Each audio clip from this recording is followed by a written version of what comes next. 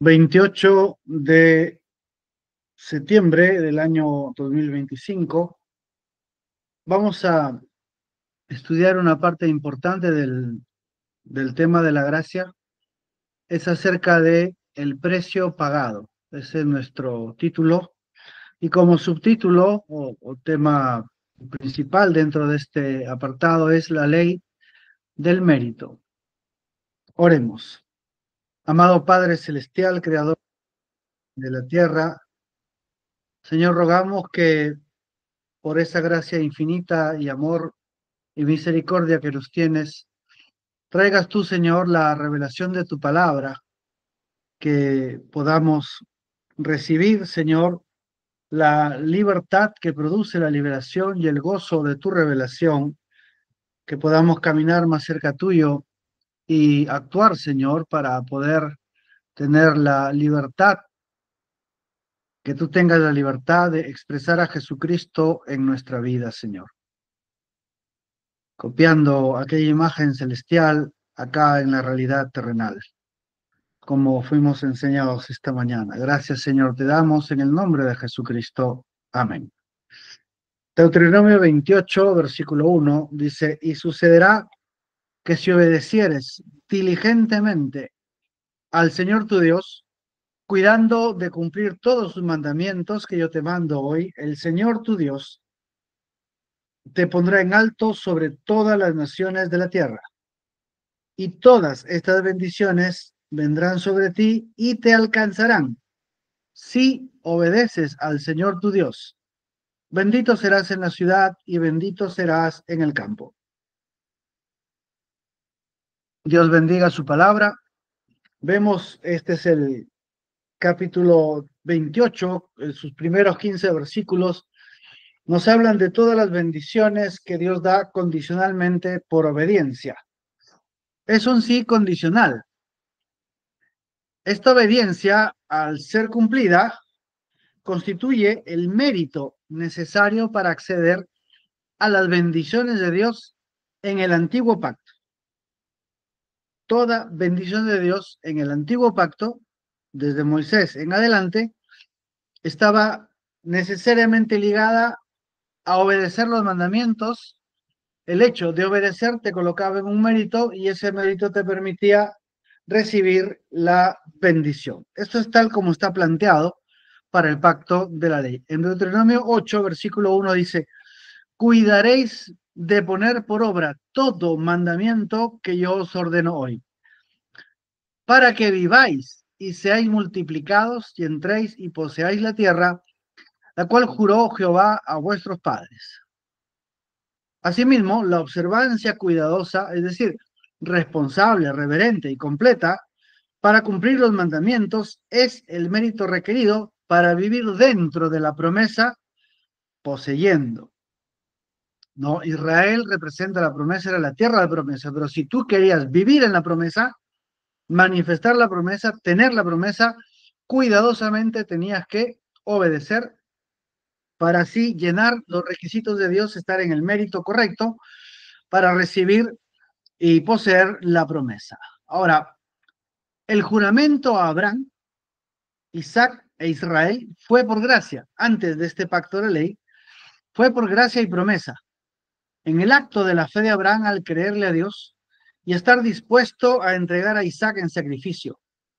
Jacob peleó con Dios y con los hombres para cambiar su nombre al significado de príncipe que lucha al lado de Dios. Y tuvo que vencer rindiéndose. Todo esto dentro de gracia y promesa, por lo cual fue dado juramento a Dios, ¿no? Por eso dice, poseéis la tierra de la cual juró Jehová a vuestros padres. Este juramento fue en base a gracia y promesa, pero se introduce en el pacto de la ley a causa de que Israel lo pidió. Ahora, lo que fue gracia y promesa estaba sujeto al mérito de cumplimiento, al mérito de cumplir. Este juramento a los padres fue ratificado y modificado cuando Israel pidió un pacto de ley para tener cosas por hacer y lograr un mérito ante Dios. para que se pueda poseer las promesas. Lo que muchas veces pasamos por alto es que Dios aceptó esta petición. Ahora, ¿por qué la aceptó? ¿Fue un error? ¿Estuvo mal motivada esa petición? Sí. ¿Determinó el fracaso del hombre por medio de juicio y ley? Sí. Sin embargo, no debemos dejar pasar por alto que Dios aceptó. Lo hizo porque desde el principio de todo, Dios establece condiciones. Perdón, quise poner acá desde el principio de la creación. Dios establece condiciones para todo, sea gracia, sea promesa o ley.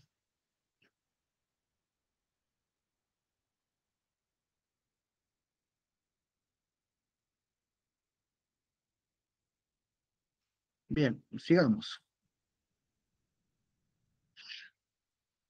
Oseas capítulo 6, versículo 6, dice lo siguiente: porque a misericordia quise y no sacrificio, y conocimiento de Dios más que holocaustos. Mas ellos, cual Adán, traspasaron el pacto. Allí prevaricaron contra mí. ¿Ven? Desde el principio, aún desde la creación de Dios, allá en el huerto del Edén, Dios le dijo al hombre, le dio una sola ley para cumplir, que se mantenga detrás de la palabra, que se mantenga creyendo. Eva, engañada, escogió no creerle a Dios y creerle a Satanás. Adán, en pleno uso de todas sus facultades mentales, motivacionales, en el uso perfecto de su voluntad, escoge traspasar el pacto de Dios a causa de Eva. ¿Ven? Y sin embargo, o sea, me refiero, desde ese principio ya existían condiciones, condiciones. Luego el hombre pasa de gracia a promesa y teniendo gracia y promesa, escoge tener la condición de mérito y Dios le acepta. Dios le acepta y soporta este plan, ¿no? Eh, por eso, sin embargo, Dios soportó al hombre y le dio gracia y favor. Pero esto, ¿por qué Dios soporta al hombre a pesar de su prevaricación? Es a causa de un mérito preestablecido por el previo conocimiento de Dios.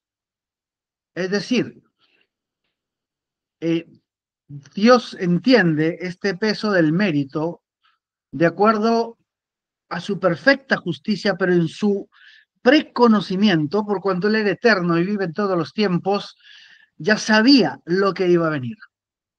Y establece, por lo tanto, un peso muy importante en cumplir la condición y tener el mérito.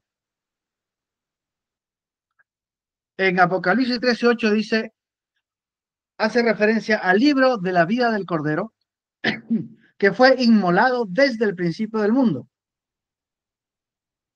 Si alguno tiene oído, oiga. La condición o mérito de tal ofrecimiento estaba basada en la condición de sin mancha, defecto de incredulidad o desobediencia de quien se ofrecía en nuestro lugar. En Hebreos 9:14 dice, cuánto más la sangre de Cristo, el cual por el Espíritu eterno se ofreció a sí mismo sin mancha a Dios. Esa era la condición que soportó este, este plan de Dios en el cual el hombre viene a pedir un pacto de ley para tener méritos. Porque había alguien se ofreció en perfección, en una condición de perfección sin mancha, a tomar nuestro lugar. Si no comprendemos el importante papel que juega el mérito en la economía de Dios, el adversario tiene ganada buena parte de la batalla en la tierra para estorbar los planes de Dios en la novia e impedir y frustrar la manifestación de Jesucristo en cada uno. Es decir, si no comprendemos ese punto de apoyo del mérito, es como tener ese pantógrafo flotando por ahí. Si hay un punto que no está establecido fijo, entonces el pantógrafo se va a mover y no va a reproducir correctamente la imagen que está copiando. El mérito de Jesucristo es ese punto de anclaje, pero es mérito, recuerde. El mérito tiene un lugar importante en el pacto de gracia. Desconocerlo es debilitar. Perdón. El único hombre que pudo llenar todo requisito de Dios, cumplir cada mandamiento y guardar todos los preceptos de Dios a perfección, fue nuestro Redentor, el Señor Jesús, el unigénito del Padre. A causa de esto, Él fue hecho Señor y Cristo. Recuerden que la condición del Hijo, esto ya meternos bueno, quizás sea necesario. Recuerden que la condición del Hijo cambió, ¿correcto? Él en el principio, cuando solamente era el unigénito de Dios, Él no recibía adoración de los ángeles.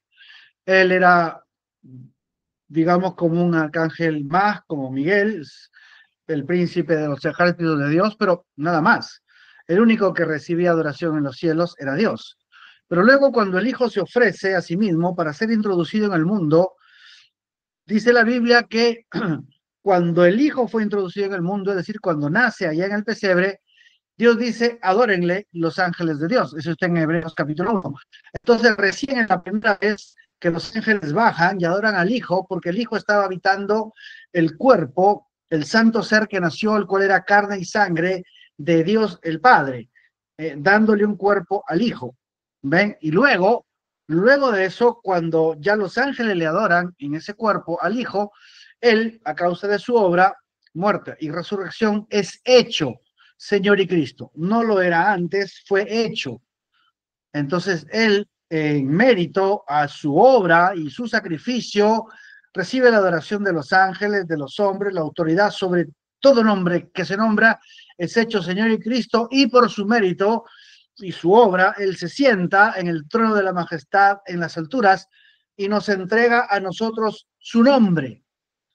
Todo el poder y el efecto de su mérito y de su obra está contenida en su nombre, la cual nos es entregada a nosotros como una herencia. Por lo tanto, en el nombre del Señor Jesucristo reúne toda autoridad en los cielos y en la tierra, pero también contiene todo el mérito perfecto ante Dios y los hombres. El infierno y la tumba reconocieron ese mérito y derecho. Cuando aquella mañana de resurrección, la victoria absoluta de redención fue sellada eternamente, en la cual, en esa resurrección, fuimos justificados. Los hombres reconocieron el mérito de Jesucristo 3 veces. Lucas 23, versículo 4, 15 y 22. Dice, Pilato dijo a los príncipes de los sacerdotes y a las gentes, ninguna culpa hallo en este hombre, sin mancha. 15. Ni aun Herodes, porque os remití a él y aquí ninguna cosa digna de muerte ha hecho.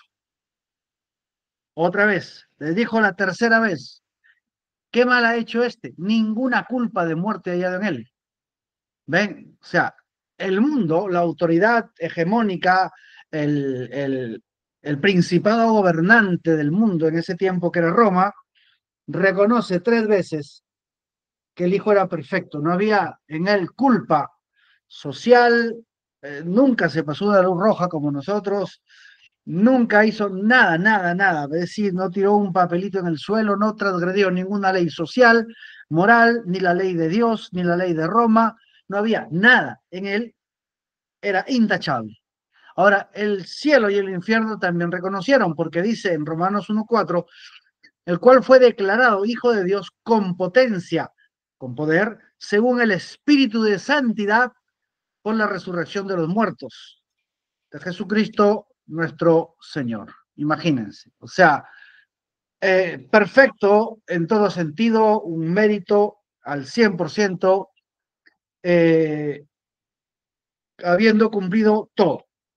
Ahora, Nosotros tenemos en su nombre todo lo que eso significa. Sí, todo esto que hemos escrito, esto de acá, lo voy a marcar. Todo esto, está contenido en el nombre y nosotros, porque su nombre nos fue legado. En mi nombre echarán fuera demonios. En mi nombre. Bauticen en mi nombre. Todo lo que pidan en mi nombre. Lo que ordenen, aun si le dicen a una montaña, mueve en mi nombre. Vayan, sanen enfermos, resuciten muertos, echen fuera demonios, prediquen el evangelio. El perdón de pecados es en su nombre, todo en su nombre, ¿correcto? Y ahí en su nombre está su mérito perfecto, reconocido en los cielos, en la tierra y en el infierno. Bien, ahora, el engaño de Satanás. Si nosotros no comprendemos este tema del mérito de Jesucristo de manera correcta y cómo se aplica a nosotros, Satanás tiene ganada la mitad de la batalla de la fe, frustrando nuestra recepción de bendiciones y respuesta a nuestras oraciones. Sabemos que nosotros no tenemos ningún mérito, eso es indiscutible. Aún, aún si cumpliéramos la ley, no tendríamos mérito. Romanos 3:20 dice, ya que por las obras de la ley, ningún ser humano será justificado delante de él, porque por medio de la ley es el conocimiento del pecado. Así que no había manera de que la raza humana consiga mérito por ningún sitio. Ven, aún los fariseos, y Pablo dijo que él era estrictamente cumplidor de las tradiciones y de la ley. En cuanto a la ley y a las tradiciones era intachable. Y aún así dijo que todo eso no le servía de nada, porque el cumplimiento de la ley no te justifica delante de Dios.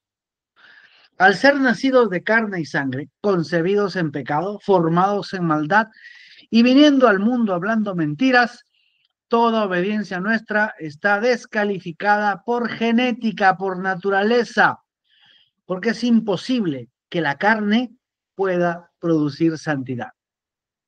Entonces nosotros nos amparamos en los méritos de Cristo para relacionarnos con Dios. Y esa es la única manera de que lo hagamos.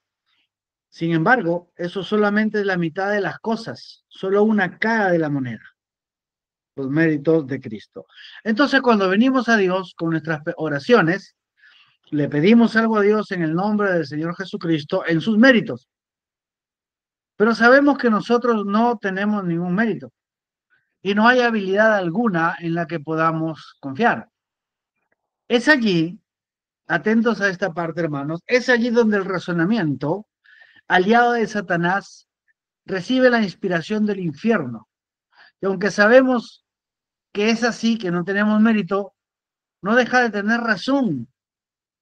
Porque si no tenemos mérito alguno, y a pesar de haber recibido gratuitamente su mérito, pero no nos corresponde legítimamente los efectos de ese mérito, porque nosotros no tenemos mérito.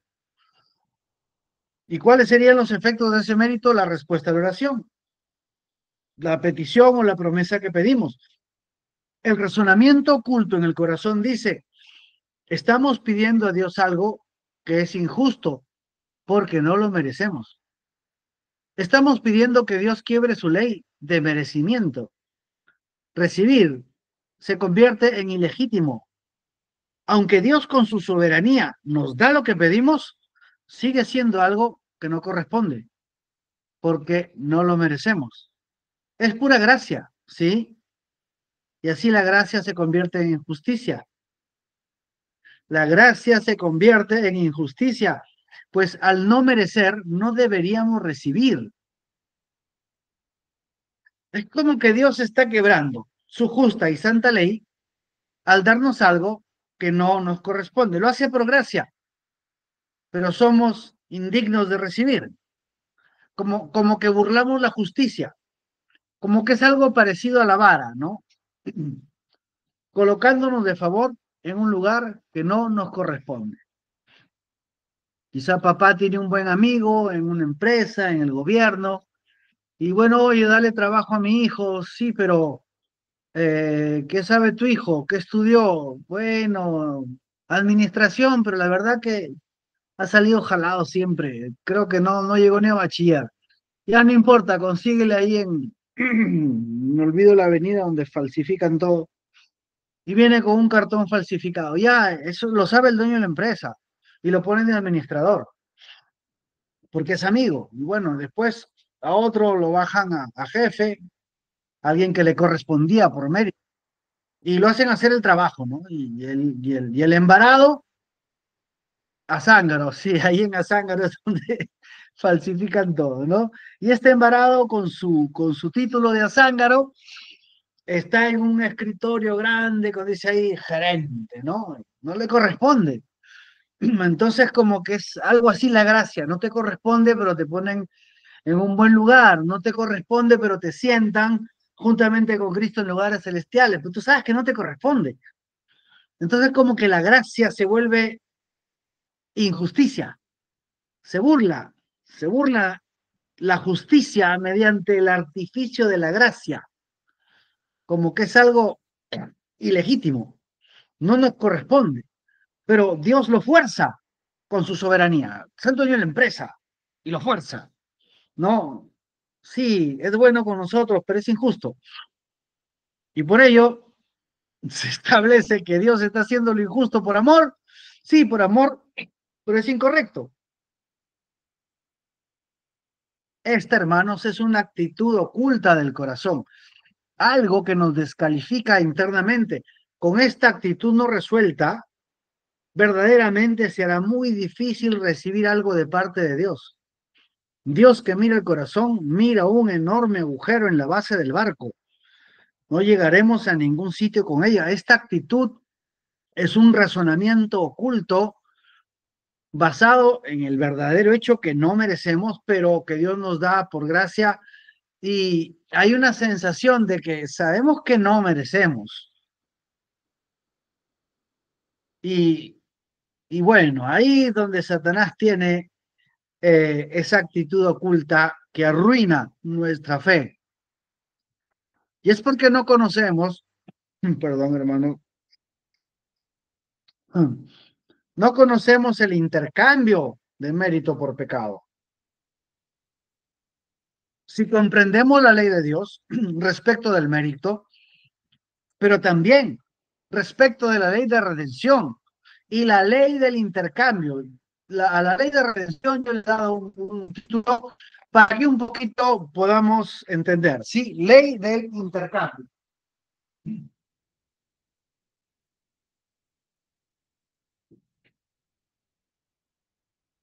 La ley del intercambio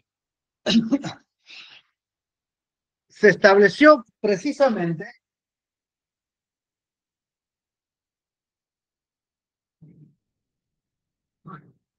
perdón, vamos a tener que borrar esa parte de ahí, esta última parte.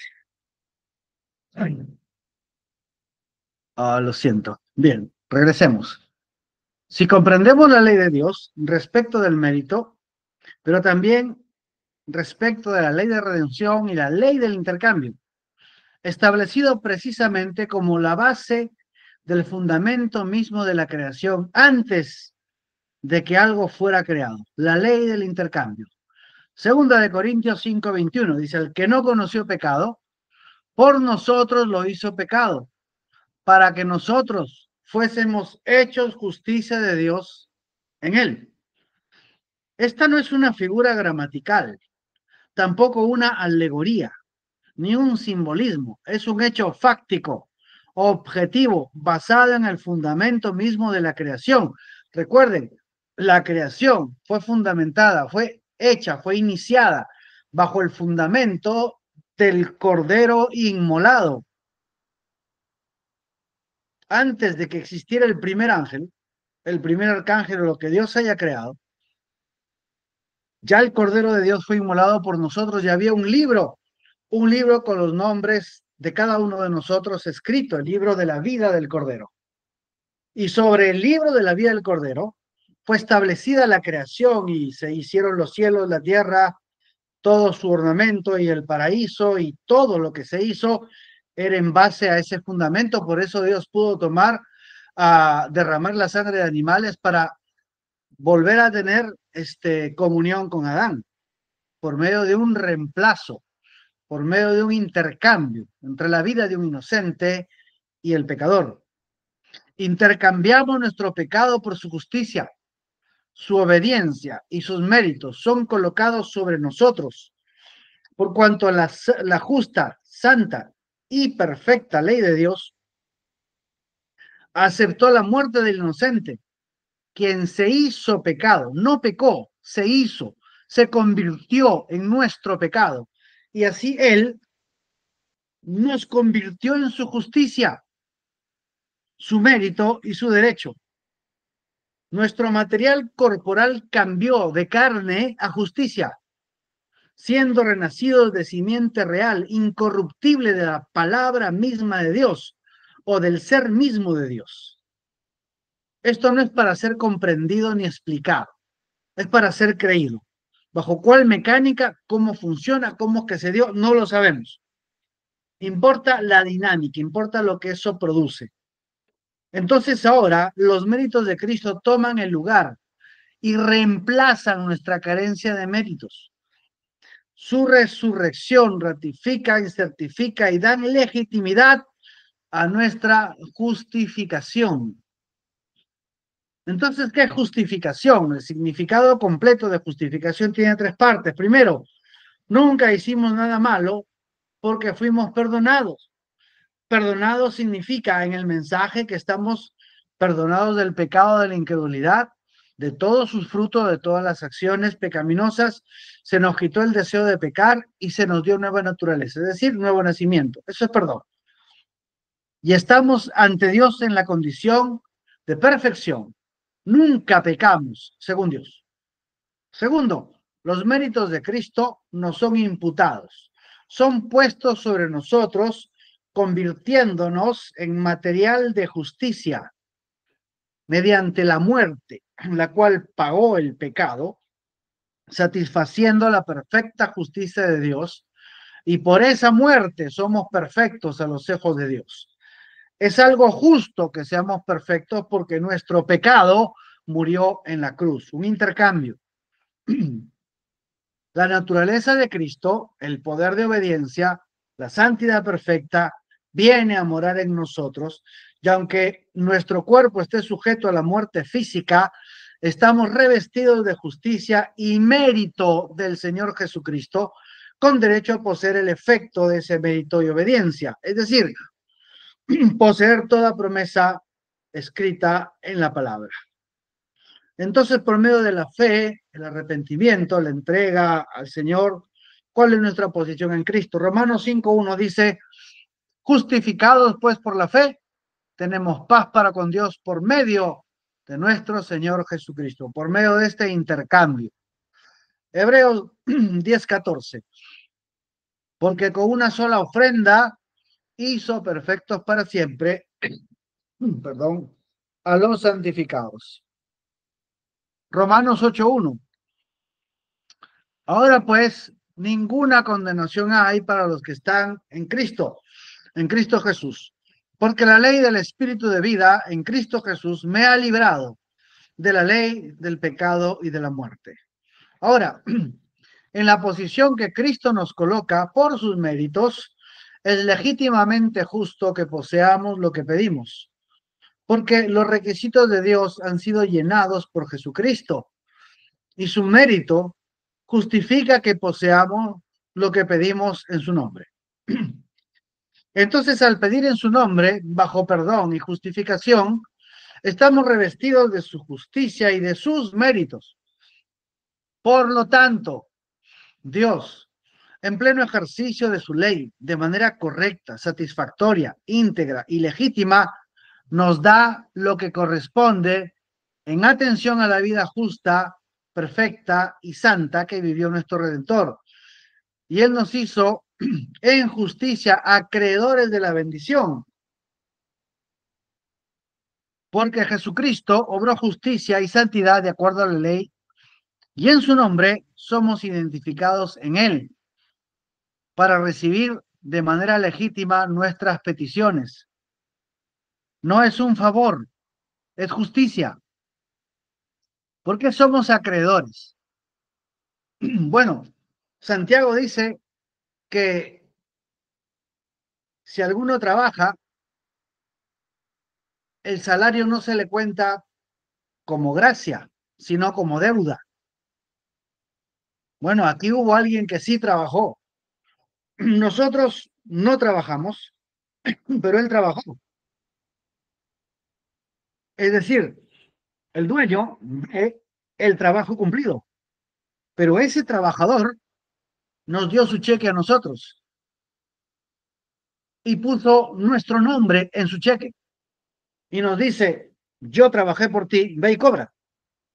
Entonces el dueño no está haciendo ningún favor al pagarnos ese cheque que ahora nos pertenece, porque ese cheque contiene una deuda que el dueño tiene que pagar al hombre que trabajó. Y ese hombre nos dio su cheque. Y es justo para el dueño y para ese hombre que el cheque sea cobrado, porque nos regaló ese cheque. Es decir, nos dio el efecto de su trabajo. Y recibir el efecto de ese trabajo no es gracia, es deuda. Obviamente. Para nosotros es absoluta gracia porque nos han regalado el cheque. Pero la transacción es justicia. Amén. Dios no nos mira a nosotros, sino a aquel que dio su vida en castigo por nuestra deficiencia, incapacidad, irresponsabilidad y pecado. Entonces, la condenación que Dios requiere por el pecado fue pagada con la muerte de Cristo. Obra concluida, trabajo terminado.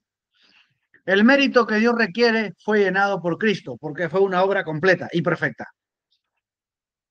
El derecho que tenemos de poseer la herencia que se nos dejó, que se nos regaló, es justo y legítimamente correcto. Hermanos, es así que en su nombre y por su sacrificio somos hechos perfectos en Jesucristo nuestro Señor.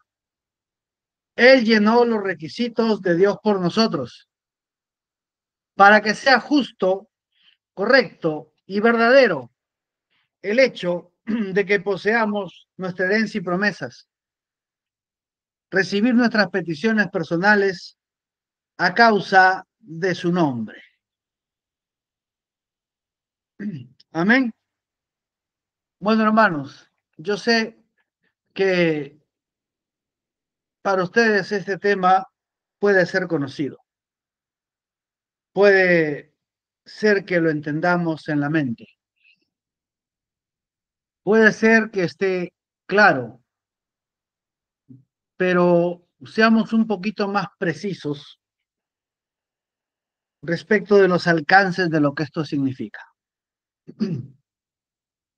¿Qué significa que sus méritos no son entregados? Les voy a contar un pequeño testimonio y de ahí lo sustento.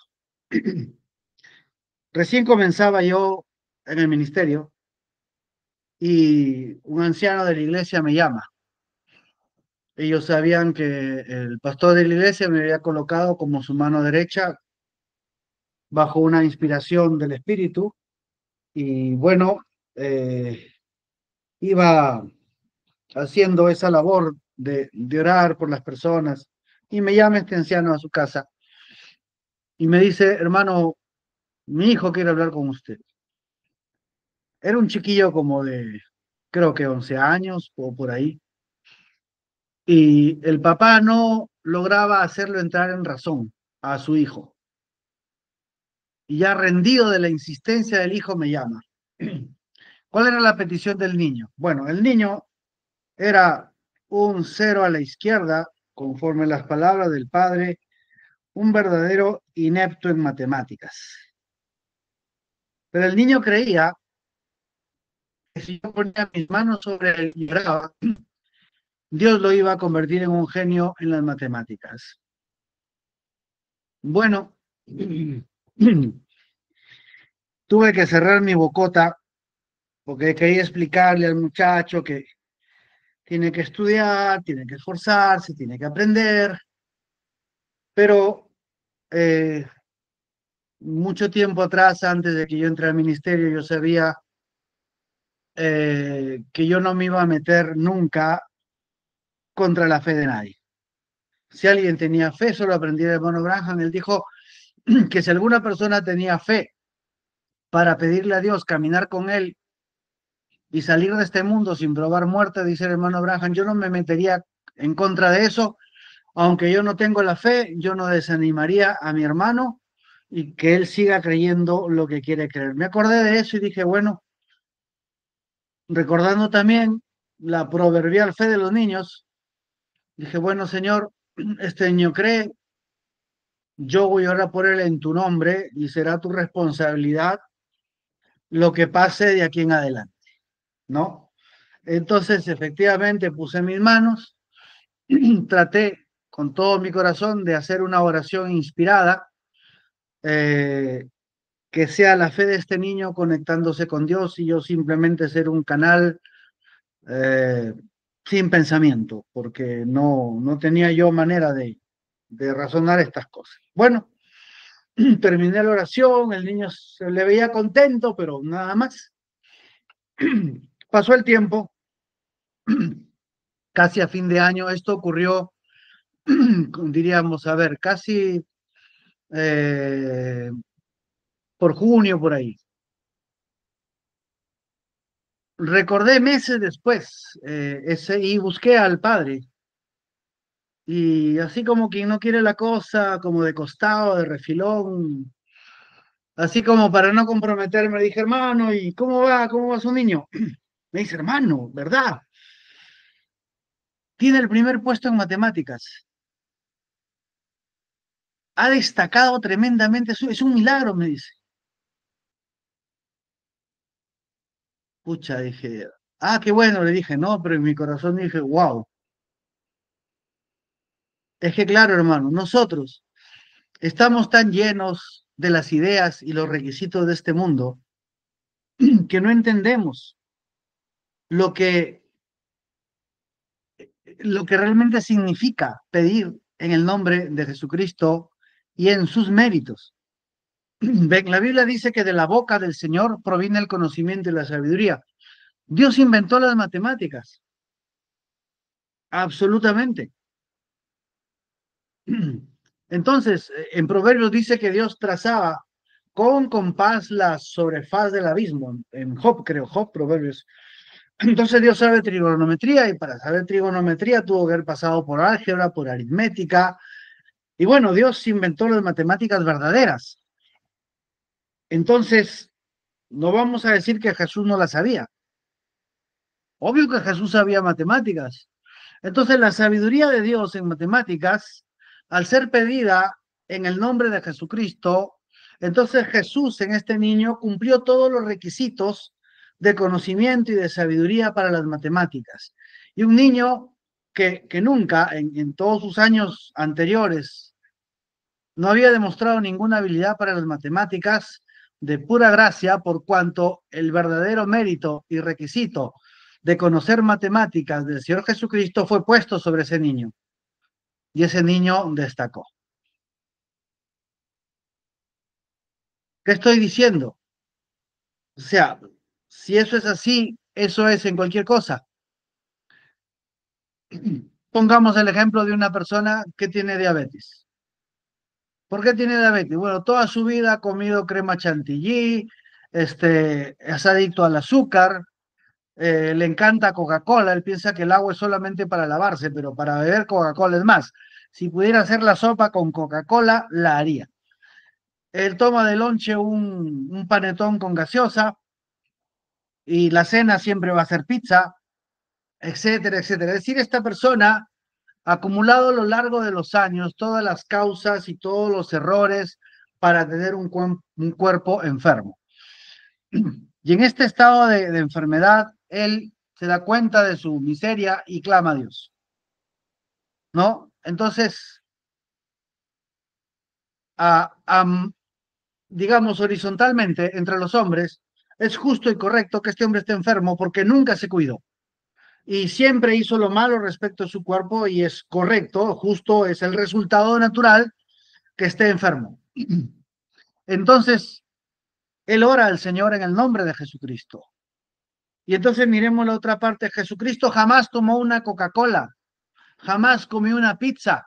No existía Bimbo, no existía el pan pique en ese tiempo, no existían los aceites procesados, o sea, no existía nada de todo lo malo que existió hoy. Así que Jesús, por el contrario, tuvo una alimentación sana. Él, como era santo, jamás cometió el acto de la glotonería. A él nunca se le picaron los dientes porque nunca comió azúcar, ya que no existía el azúcar en su tiempo. Entonces tenemos aquí dos formas de vida y por lo tanto, fuera, dos formas de vida y por lo tanto dos consecuencias diferentes. Cuando esta persona se arrepiente de su mal proceder, en el nombre de Jesucristo, Jesucristo, haciendo un viaje en el tiempo, por así decirlo, toma todos los errores, todas las pizzas, todas las Coca-Colas, todos los panetones y los clava en la cruz y muere por ello. Y entonces toda la vida disciplinada, correcta, de alimentación sana, de una vida santa delante de Dios, todo eso es intercambiado a este arrepentido. Y entonces esta persona, ahora que ha intercambiado su pecado por la justicia de Cristo, ha recibido los méritos para tener un cuerpo sano. Por lo tanto, se hace injusto, ahora se intercambian los efectos de esas vidas. Entonces, es justo y legítimo que esta persona que se acaba de arrepentir reciba su sanidad, porque alguien vivió la vida correcta por él, comió lo correcto, fue disciplinado, actuó correctamente. Y entonces los méritos son intercambiados. La enfermedad que se merecía es clavada en la cruz y la sanidad que se merece por la vida de Jesús es entregada a este hermano que se acaba de arrepentir. Ese es el intercambio, eso es lo que significa los méritos de Cristo. Amado Padre Celestial, Señor, te entregamos este servicio. Rogamos, Padre, que tú coloques lo espiritual a lo espiritual en cada corazón, Señor, y tú nos ayudes, Padre. Lo rogamos en el nombre de Jesucristo. Amén.